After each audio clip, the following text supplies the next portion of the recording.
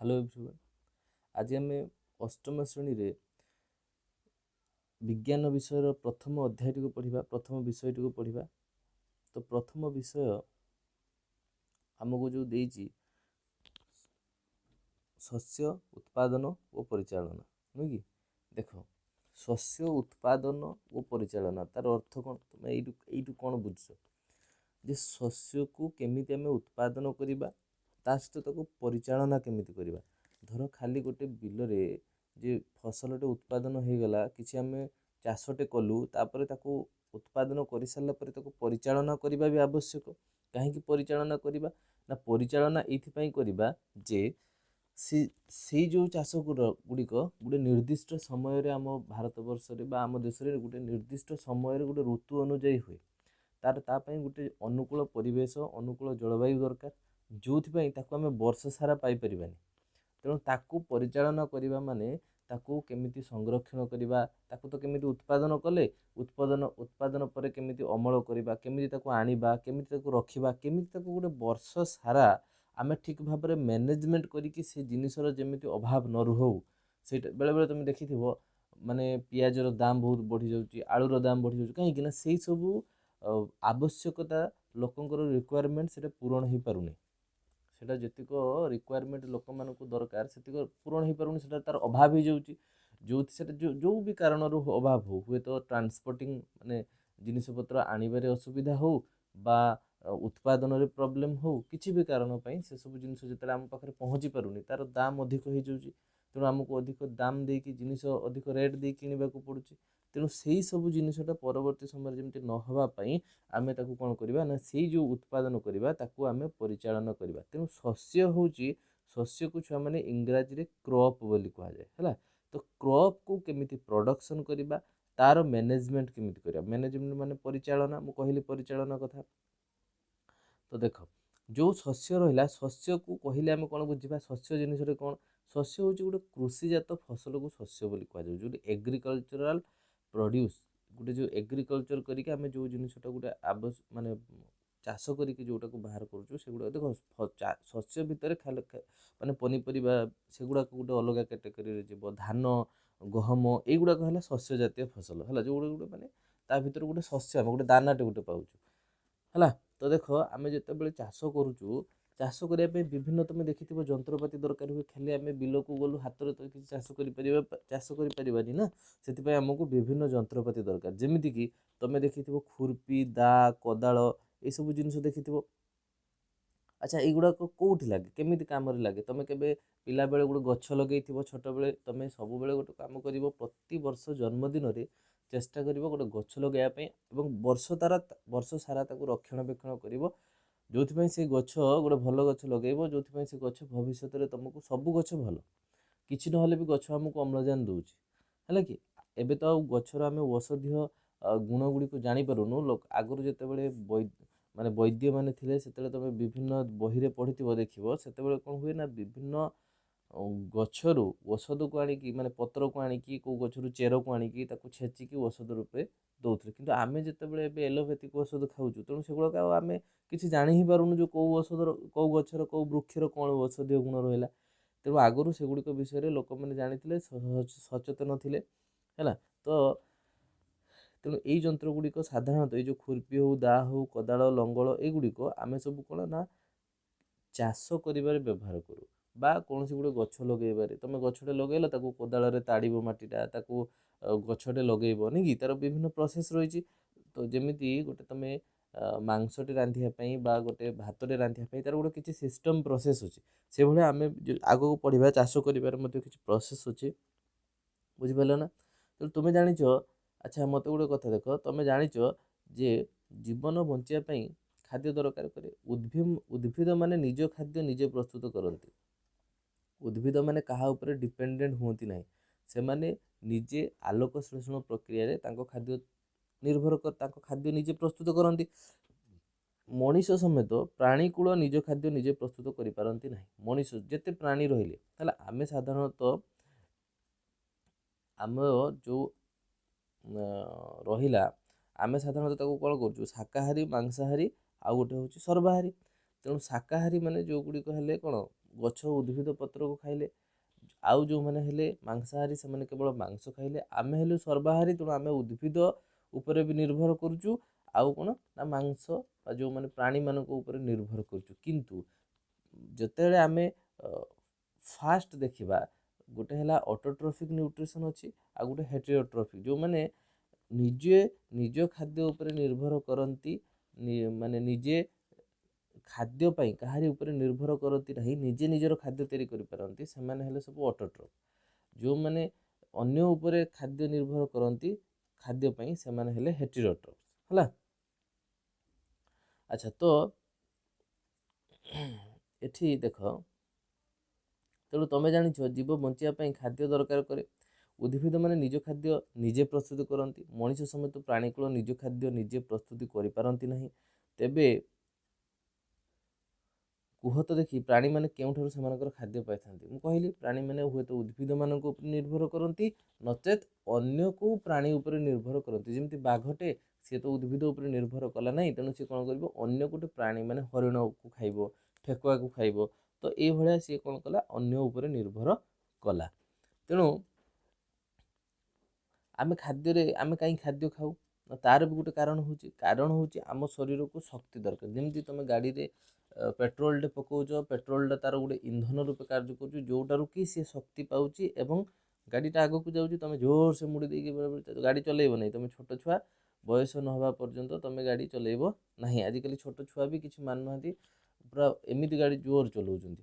ତ ତେଣୁ ଏଇସବୁ ଖାଦ୍ୟରୁ ଆମେ ଖାଦ୍ୟ ଏଇଥିପାଇଁ ଖାଉ, କାହିଁକି ନା ସେ ଖାଦ୍ୟ ଆମକୁ ଶକ୍ତି ଦିଏ, କାର୍ଯ୍ୟ କରିବା ପାଇଁ ଆମକୁ ଏନର୍ଜି ଦିଏ। ଏଇ କାର୍ଯ୍ୟ ଆଉ ତା ସହିତ ବଡ଼ିରେ, ଆମ ଶରୀରରେ ଆମର ଯେଉଁ ଜୈବ ରାସାୟନିକ କ୍ରିୟା ହେଉଛି, ଶାରୀରିକ ବି କ୍ରିୟା ହେଉଛି।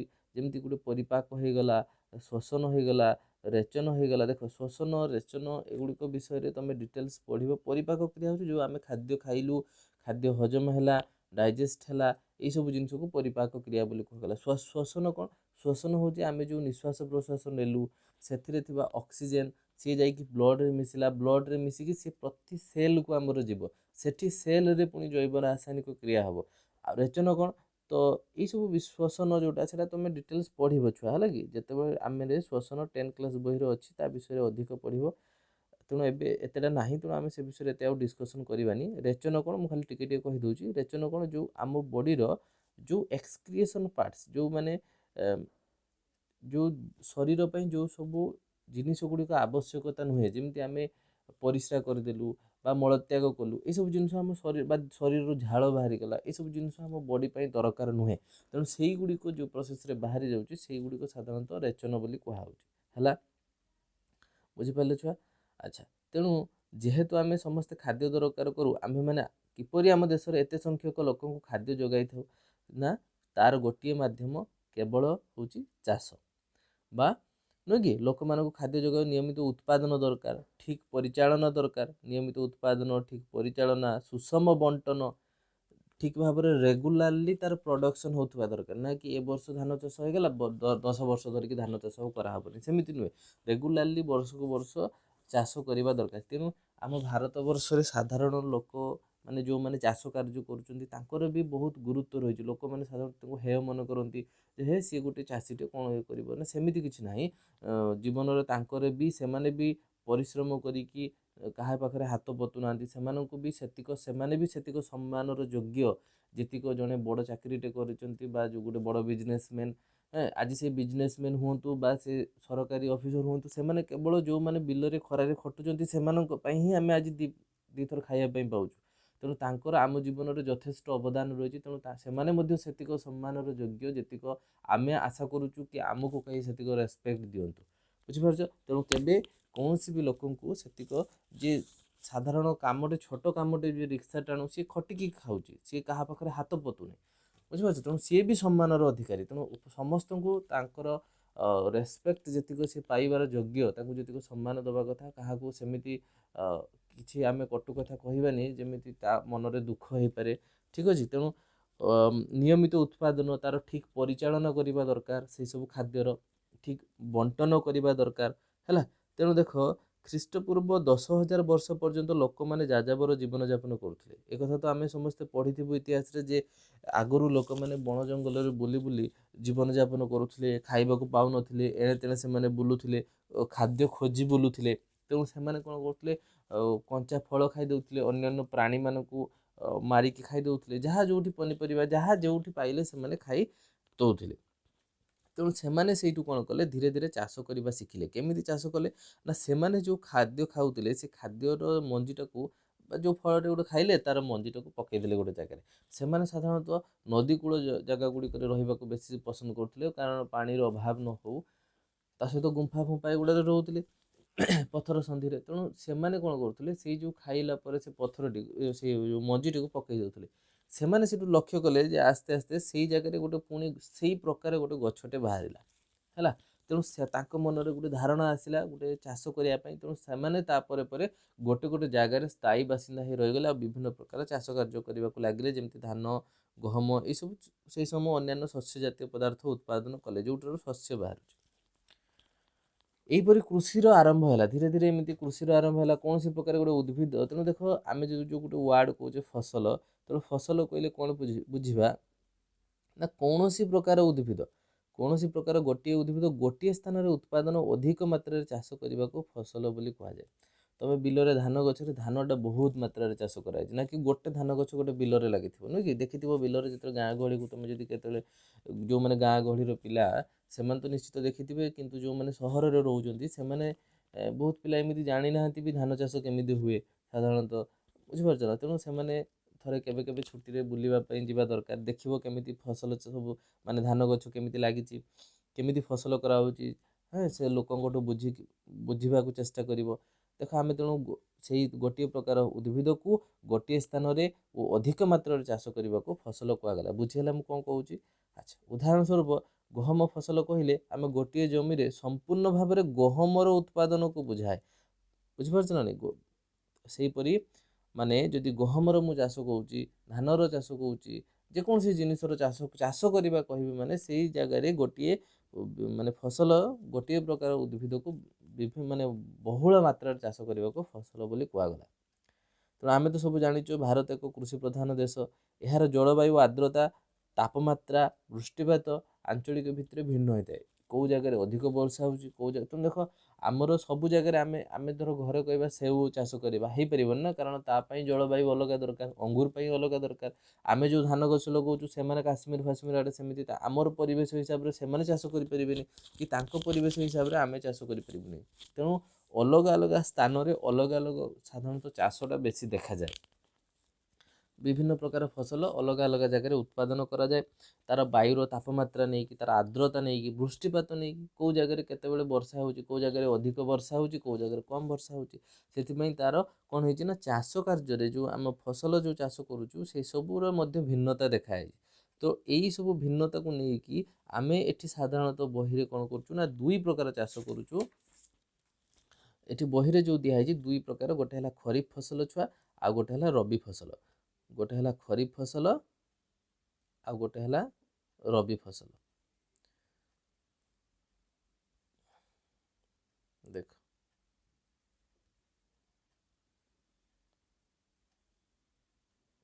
ଗୋଟେ ହେଲା ଖରିଫ ଫସଲ ଆଉ ଗୋଟେ ହେଲା ରବି ଫସଲ। ତ ଆଉ ଗୋଟେ ଫସଲ ବି ଅଛି ଯୋଉଟାକୁ ଆମେ କ'ଣ କହୁ ନା, ଜାୟଦ ଫସଲ ବୋଲି କହୁ। କ'ଣ ଛୁଆ ଜାଣିଛ ନା ନାଇଁ? ଜାୟଦ ଫସଲ।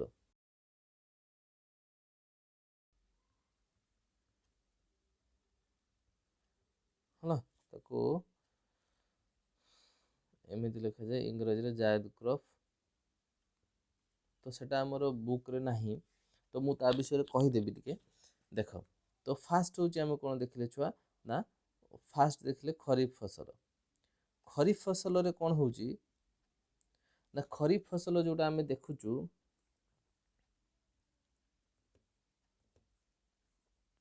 ଦେଖ ଫାଷ୍ଟ ଦେଖିଲେ ଖରିଫ ଫସଲ। ଖରିଫ ଫସଲ କ'ଣ କରାଯାଉଛି ନା, ବର୍ଷା ଦିନେ ସାଧାରଣତଃ ଚାଷ କରାଯାଏ ହେଉଛି ଖରିଫ ଫସଲ। ବର୍ଷା ଦିନେ ସାଧାରଣତଃ ଚାଷ କରାଯାଏ କ'ଣ? ଖରିଫ ଫସଲ। ଦେଖ, ବର୍ଷା ଦିନେ ଚାଷ କରାଯାଉଥିବା ଫସଲକୁ ଖରିଫ ଫସଲ କୁହାଯାଏ। ଏଇଟା ସାଧାରଣତଃ ବର୍ଷା ଆମର ସାଧାରଣତଃ ବର୍ଷା ଋତୁଟା କ'ଣ ବର୍ଷା ଋତୁଟା ଜୁନରୁ ସେପ୍ଟେମ୍ବର ପର୍ଯ୍ୟନ୍ତ ଆସେ। ଜୁନରୁ ସେପ୍ଟେମ୍ବର ପର୍ଯ୍ୟନ୍ତ ନୁହେଁ କି? ତ ଧାନ, ମକା, ସୋୟାବିନ୍, ଚିନାବାଦାମ, କପା ଏଇ ଖରିଫ ଫସଲର ଅନ୍ତର୍ଭୁକ୍ତ। ତେଣୁ ମନେ ରଖିବ ଏଇ ଯେଉଁ ଖରିଫ ଫସଲ ଯେଉଁଗୁଡ଼ାକର ହୁଏ ଏଗୁଡ଼ାକ ସାଧାରଣତଃ ବର୍ଷା ଦିନେ ଚାଷ କରାଯାଏ। କାହିଁକି ନା ସେଇ ସବୁ ଚାଷରେ ସେଇ ସବୁ ଫସଲରେ ପ୍ରଚୁର ପରିମାଣରେ ଜଳର ଆବଶ୍ୟକତା ରହିଛି, ହେଲା କି? ଜଳର ଆବଶ୍ୟକତା ରହିଛି ଆଉ ସେଟା ପାଖାପାଖି ଆଉ ତାର ଗୋଟେ ଇମ୍ପୋର୍ଟାଣ୍ଟ କଥା ମନେ ରଖିବ ଯେ ଜୁନରୁ ସେପ୍ଟେମ୍ବର ପର୍ଯ୍ୟନ୍ତ ସେଟା ମାନେ ଆମର ସାଧାରଣତଃ ଜୁନରେ ଚାଷ କରାଗଲା ଆଉ ସେପ୍ଟେମ୍ବରରେ ତାକୁ ଅମଳ କରାଗଲା, କାଟିକି ଘରକୁ ଅଣାଗଲା। ତେଣୁ ବୁଝିପାରିଲ ନା ନାଇଁ ମୋ କଥା? ତେଣୁ ମନେ ରଖିବ ଖରିଫ ଫସଲ ବର୍ଷା ଦିନେ ଚାଷ କରାଯାଉଥିବା ଫସଲକୁ ଖରିଫ ଫସଲ କୁହାଗଲା। ଏବଂ ସେ ଯେଉଁ କେଉଁ ମାସ ଯଦି କଥା ପଚାରେ ତେଣୁ ମାସ ଜୁନରେ ଅମଳ କରାଯାଏ, ଏ ଜୁନରେ ଆରମ୍ଭ କରାଯାଏ ଆଉ ସେପ୍ଟେମ୍ବରରେ ଧାନ ଅମଳ କରାଯାଏ, କାଟିକି ଫସଲ କରିକି ଆଣାଯାଏ ଘରକୁ। ତେଣୁ ଧାନ, ମକା, ସୋୟାବିନ୍, ଚିନାବାଦାମ ଏଇସବୁ ଜିନିଷ ହେଉଛନ୍ତି କ'ଣ ଆମର ଖରିଫ ଫସଲର ଅନ୍ତର୍ଭୁକ୍ତ। ତାପରେ ସେମିତି ଆମେ ଦେଖିବା କ'ଣ ନା ରବି ଫସଲ। ରବି ଫସଲ କ'ଣ ଛୁଆ ନା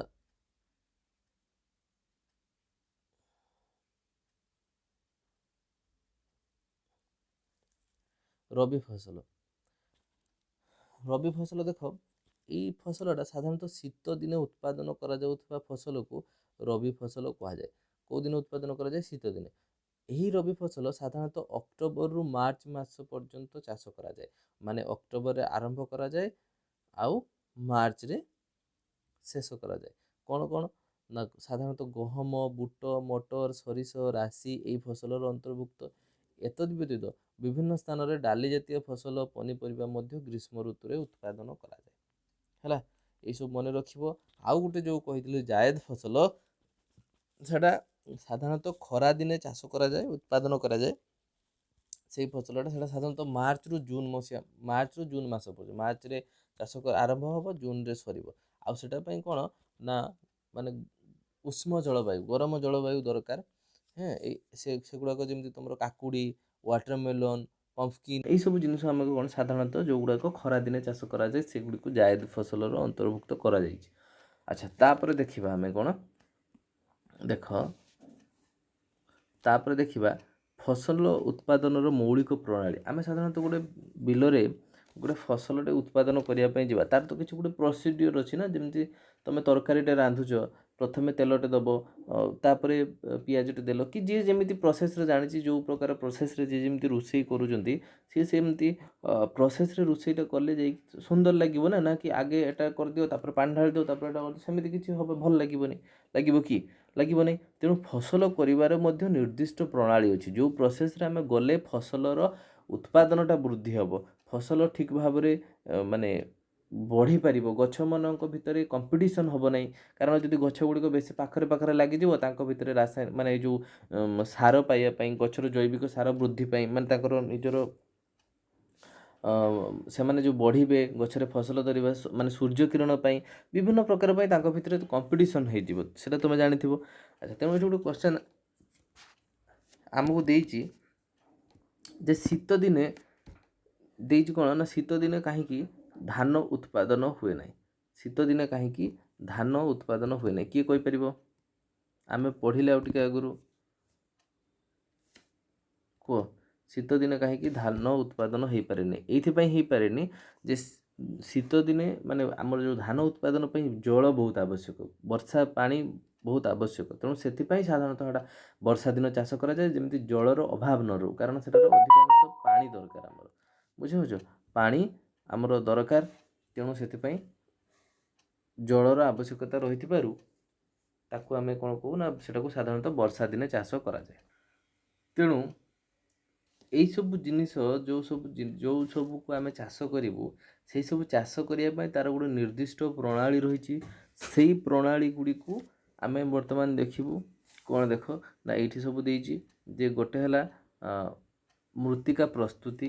ଫାଷ୍ଟ ହେଉଛି କ'ଣ ନା ମୃତ୍ତିକା ପ୍ରସ୍ତୁତି, ତାପରେ ମଞ୍ଜି ବୁଣା, ତାପରେ ଖତ ସାର ପ୍ରୟୋଗ, ଜଳସେଚନ, ଅନାବନା ଗଛ ଦମନ, ଅମଳ, ସଂରକ୍ଷଣ। यही सब पार्ट गुड़िक गोटे गोटे प्रोसेस आम करवा केमी प्रथमे आगे आगे जाइए तो आम गोटे माटी जाइए गछ लगेगा ताने कौन आगे जाए खाली टिके ताड़ देखिए माटी पुती देले गछ मंजीटा हो कि सेमती हेनी तेणु तार गोटे सिस्टमेटिक वे आम जा केमी से मृत्तिका प्रस्तुति हो करवा केमी मंजी बुणवा केमी खत सार प्रयोग करवा केमी जलसेचन करवा केमी अनाबना गछ दमन करवा केमी अमल करवा केमी संरक्षण करवा यही सब विषय नेक्स्ट वीडियो आम गोटे गोटे डिस्कसन करवा आज ये वीडियो एतिक थैंक यू सो मच।